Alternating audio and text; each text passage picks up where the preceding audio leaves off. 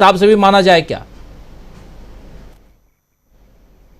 कहानी थोड़ी छोटी सी सुनाना चाहता हूँ राजीव जी कि एक मदारी हुआ करता था। वो मजमा लगा करके रस्सी को गोल घुमा करके बांध दिया करता था और कहता था कि ये थोड़ी देर में सांप बन जाएगा। 2-2.5 घंटे भाषण दिया करता था, लोग सम्मोहित हो जाते थे। वो साथ में लाया हुआ ताबीज बेच देता था, लेकिन सांप कभी नहीं बनता था। वही स्थिति पिछले 9 सालों से बना रखी थी।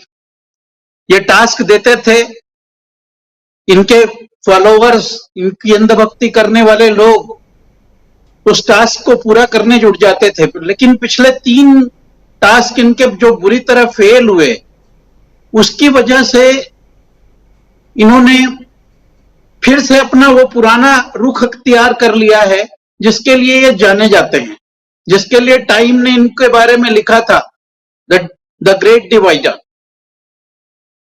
तो फिर से इनके पास वही एजेंडा है, हेट स्पीच करिए, गंदी बातें बोलिए, और उसका कोई अगर जवाब देता है तो उसका इमोशनल फायदा उठाने की कोशिश करिए। छत्तीसगढ़ आए थे गृह मंत्री जी 2 दिन पहले। उन्होंने कहा कि हमारी सरकार बन जाएगी तो हम अभी की सरकार के लोगों को उल्टा टांग करके इनसे वसूल करेंगे। एक देश का गृह मंत्री एक चुनी हुई सरकार के नुमाइंदों को के लिए ये बताने की कोशिश कर रहा है कि जब उसकी सरकार छत्तीसगढ़ में बन जाएगी तो वो किस तरह का व्यवहार करेंगे। इसका मतलब ये है कि उनके दिमाग में, देश में भी यही है कि विपक्ष को उल्टा टांग करके उसके साथ जो करना है वो करिए। क्या ये लोकतंत्र है?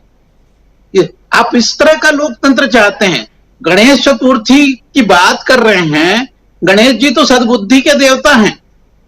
हिंदुस्तान मानता है कि उनको पूजने से सद्बुद्धि आती है। उनके दाहिने बाएं जो उनकी धर्म पत्नियां खड़ी हैं रिद्धि सिद्धि, उनसे आपका धन धान्य पूर्ण होता है। आपका धन धान्य तो इन तीनों चीजों से पूर्ण नहीं होता। आपका धन धान्य तो ना, सद्बुद्धि का तो सवाल ही नहीं उठता है। सद्बुद्धि तो है ही नहीं। आप तो चाहते हैं कि नफरत फैले। आज भी जाने के पहले वो यही कह के गए हैं कि भाई साहब सनातन वाले मामले को खूब उठाइए, क्योंकि बस वही एक सहारा बचा है कि नफरत फैलाएं और वोट कमाएं। बाकी आपके पास जो सोनिया जी पूछ रही हैं कि भाई साहब एजुकेशन का क्या होगा, स्वास्थ्य का क्या होगा, महंगाई का क्या होगा, एजेंडे का क्या होगा, क्या पूछोगे, क्या बहस कराओगे, कुछ तो बताओ। नहीं, उसके बारे में नहीं बताएंगे। आप सनातन के बारे में बोलिए। और मजे की बात यह है कि इनके सारे नेता और मंत्री हर राज्य में वहां का जो नेता है, जिस दल का नेता बड़ा है, उससे सवाल कर रहे हैं कि आपका कहना इस सनातन के बारे में क्या है। अरे पहले आप तो बताइए कि आपका क्या कहना है सनातन के बारे में। अगर सनातन बहुत अच्छा है, सनातन में छुआछूत नहीं है, सनातन में जातिवाद नहीं है, सनातन में भेदभाव नहीं है, सनातन में नफरत नहीं है, और आप खुद मानते हैं कि सनातन को कोई खत्म नहीं कर सकता, तो फिर आप डरते क्यों हैं? उदयनिधि कौन सी बड़ी चीज है जो सनातन को खत्म कर देगा? उसके बोलने से अगर सनातन खत्म हो जाता है तो फिर सनातन के जो आप रट रहे हैं कि सनातन बहुत मजबूत है, 5000 साल से खत्म नहीं हुआ, तो वो कैसे खत्म हो जाएगा? आपको सिर्फ वोट चाहिए सनातन के नाम पर। किसी को यह भी तो बताना चाहिए कि अगर उदयनिधि ने सनातन की आलोचना की है तो बीजेपी को वोट क्यों दिया जाना चाहिए? और भी तो दल हैं अगर जो सनातन को मानते हैं, वो सनातन को नहीं मानते। उन्होंने कब कह दिया? आपको चाहिए कि उदयनिधि ने गलत बोला है इसलिए आपको वोट मिल जाना चाहिए। भाई साहब, वोट मांगने के लिए 9 साल आपको बताने पड़ेंगे कि आपने किया क्या है। आपने कौन सा ऐसा काम कर दिया है इस देश में जिसके कारण इस बार आपको वोट दिया जाए। आपका मदारी का डमरू बजना बंद हो गया, आपका रस्सी का सांप बनना बंद हो गया। अब आप क्या दिखाना चाहते हैं? इस देश को फिर से लड़वाना चाहते हैं? अब भारत और इंडिया की लड़ाई करा दी आपने। कितनी गजब की मिसाल पेश की है दुनिया के सामने। दुनिया वास्तव में हंस रही होगी हमारे ऊपर कि कितना अजीब देश है कि अपने नाम और अपने वजूद के लिए आपस में लड़ रहा है। जिस देश की अस्मिता, जिस देश की इज्जत और जिस देश की कीर्ति के लिए हम जान देने को तैयार हो जाते हैं, उस देश के नाम के लिए हम लड़ाई कर रहे हैं। इससे ज्यादा दुखद बात क्या है? आपको समझ में नहीं आ रहा। आप इतने दुनिया के सारे देशों को अपने देश बुला रहे हैं और आपके देश में इस बात की बहस करा रहे हैं कि आप भारत हैं या आप इंडिया हैं। अगर आप इंडिया नहीं हैं और भारत नहीं है तो आप हैं क्या? आप मैंने अपने एक आर्टिकल में परसों भी लिखा था कि आप तो सीधा सीधा इसको हिंदुस्तान बोल दो, ना इंडिया ना भारत, बात ही खत्म कर दो। तो आपके कम से कम भक्तों को यह विश्वास तो हो जाएगा कि आप हिंदू राष्ट्र बनाने जा रहे हो। और जो होना है फिर वो जो जितना भी रक्तपात और जितना आप चाहते हो कि गांव शहरों में हो, वो सारा हो जाए। भगवान गणेश से खाली एक प्रार्थना करता हूं कि इस दल के मुखिया को जितनी भी सद्बुद्धि उनके पास है वो एक साथ दे दे। कम से कम इस देश का कहीं तो भला हो कि हमारी सरकार हमारी रहनुमा बने, हमारे को अंधेरे में ढकेलने वाली सरकार ना बने। राजीव जी जी, बहुत सारी बातें, और इन बातों से एक बात साफ समझ में आती है कि कहीं ना कहीं ने देखा होगा राजीव जी कि जब प्रधानमंत्री जी उनके सामने से गुजरे थे तो उन्होंने मुंह फेर दिया था और अपने हाथ जोड़ने के बजाय पीछे कर लिए। बहुत पुरानी बात नहीं है, 20 दिन हुए, आज उन्होंने मुंह खोल लिया है। आपको एक घटना याद दिलाना चाहता हूं बहराइच की। उत्तर प्रदेश के इलेक्शन चल रहे थे, बहराइच में प्रधानमंत्री साहब भाषण दे रहे थे कि गधों से भी प्रेरणा लेनी चाहिए। अखिलेश यादव पर तंज किया था उन्होंने जी। मुझे लगता है कि वो इशारा जो समझाना चाह रहे हैं गडकरी साहब, वो गधों से प्रेरणा लेने वालों को ही समझाना चाह रहे हैं कि आप च्यवनप्राश ज्यादा खा रहे हैं, घास खाइए।